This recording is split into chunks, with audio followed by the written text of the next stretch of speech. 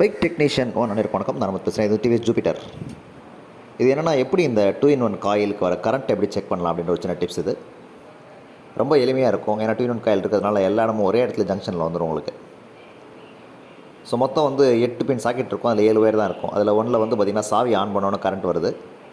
இது வந்து battery main, அதாவது நம்ம சாவியை ஆன் பண்ணோன்னே பேட்டரியில் வரக்கூடிய மெயின். அது பக்கத்து ஒயரும் பார்த்திங்கன்னா லைட் எரியும்.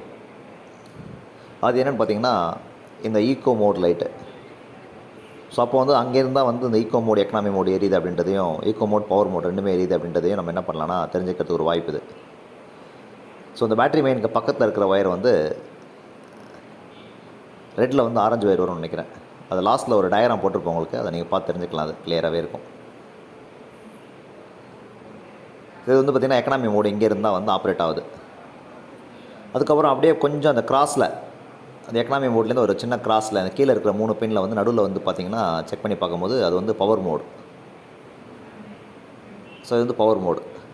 ஸோ அப்போ நம்ம ஒரு விஷயம் மட்டும் புரியுது, என்னென்னா இந்த 2-in-1 காயில் மூலமாக தான் இந்த எக்கனாமி மோட் மற்றும் பவர் மோடு ஒர்க் ஆகுது அப்படின்றது நமக்கு தெரிய வருது.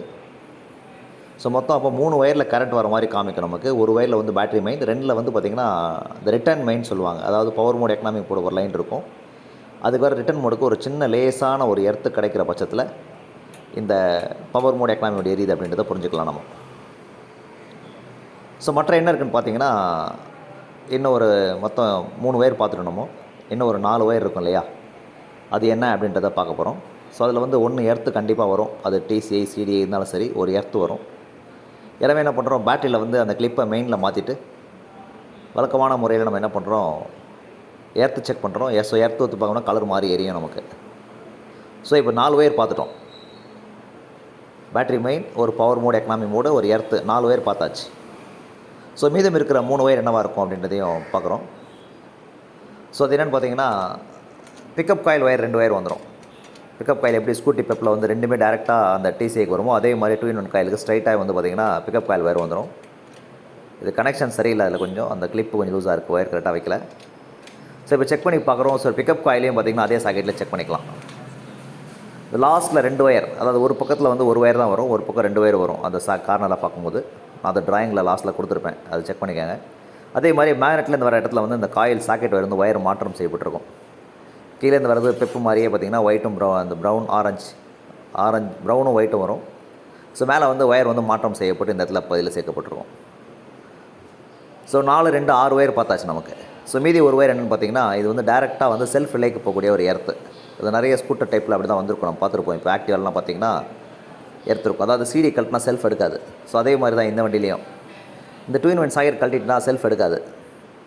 ஸோ அது என்னென்னு பார்த்தா, நம்ம செல்ஃபில் வந்து செல்ஃபுக்கு போகிற அந்த எர்த்து, செல்ஃப் ரிலே ஒர்க் ஆகக்கூடிய எர்த்தும் பார்த்திங்கன்னா இங்கேருந்து தான் போகும். ஸோ செல்ஃப் ஒயருக்கு வரக்கூடிய எர்த்து. ஸோ 7 ஒயருமே நம்ம பார்த்தாகி விட்டது. இப்போ ஒன்று புரிஞ்சுக்கலாம், என்னென்னா இந்த சாக்கெட் கழட்டினா செல்ஃப் ஒர்க் ஆகாது. ஸோ நம்ம என்ன பண்ணலாம்னா, இந்த இடத்துல எர்த்தோ அல்லது இந்த இடத்துல எர்த்தோ, நம்ம அந்த பிங்க் கலர் ஒயரில் வந்து எர்த்தை எங்கே வேணால் கொடுத்துக்கலாம். நீங்கள் ஒரு வேளை செல்ஃப் மோட்டர் செக் பண்ணணும் அப்படின்னு நினச்சிங்கன்னா, இந்த சாக்கெட் இல்லாத பட்சத்தில் வந்து செல்ஃப் ஒர்க் ஆகாது, அந்த சாக்கெட் கழட்டிட்டாவே. அப்போ என்ன பண்ணலான்னு பார்த்தீங்கன்னா, ஒன்று நம்ம செல்ஃப் ரிலேக்கிட்டே எர்த்து போட்டு செக் பண்ணிக்கலாம். அப்படின்னா இந்த சாக்கெட்டில் வந்து என்ன பண்ணலாம், அந்த பிங்க் கலர் ஒயரில் வந்து கரெக்டாக போட்டு அந்த ஒயரை எர்த்து பண்ணால் செல்ஃப் ஒர்க் ஆகும். ஸோ செல்ஃப் பிரச்சனை இருந்தாலும் இந்த காயிலுக்கும் பிரச்சனை இருக்குது அப்படின்றது ஒரு கூடுதல் தகவல் இதில். அதே மாதிரி நிறைய விஷயம் பார்த்துருப்பீங்க. என்னென்னா இந்த 2-in-1 காயில் ரொம்ப சிறப்பம்சம் நிறைய இருக்குது. என்னென்னு பார்த்தீங்கன்னா, பவர் மோட் எக்கனாமி மோட் ரெண்டுமே எரிஞ்சாலும் இந்த 2-in-1 காயிலில் பிரச்சனை இருக்கிறதா எடுத்துக்கலாம். ரெண்டுமே எரியாத பட்சத்திலும் இந்த 2-in-1 காயில் போனதாக எடுத்துக்கலாம். அதே மாதிரி பேட்ரி லோவாக இருந்ததுன்னா என்ன ஆகும்னா, இந்த பவர் மோடு மட்டும் எரிஞ்சிட்டே இருக்கும். எக்கனாமி மோடு எப்போ வழக்கமாக எரியும். ஒரு வேளை வந்து பேட்ரி லோவாக இருந்ததுன்னா இந்த பவர் மோட் லைட் எரியும். ஸோ அதுக்கப்புறம் செல்ஃப் எடுக்கலனாலும் இந்த மாதிரியான கம்ப்ளைண்ட் வருவதற்கு இந்த 2-in-1 காயில் போனதுக்கான வாய்ப்புகள் நிறைய இருக்குது. ஸோ எல்லாத்தையுமே பார்த்திங்கன்னா இந்த மேலே அந்த பவர் மோட் எக்கனாமி மோட் மூலமாக நம்ம தெரிஞ்சுக்கிறதுக்கான ஒரு மிகப்பெரிய வாய்ப்பு இந்த வண்டியில் இருக்குது அப்படின்ற சிறப்பம்சம் இருக்குது. ஸோ அந்த டயக்ராம் மேலே போட்டிருக்கோம், ஸோ நோட் பண்ணி வச்சுக்காங்க.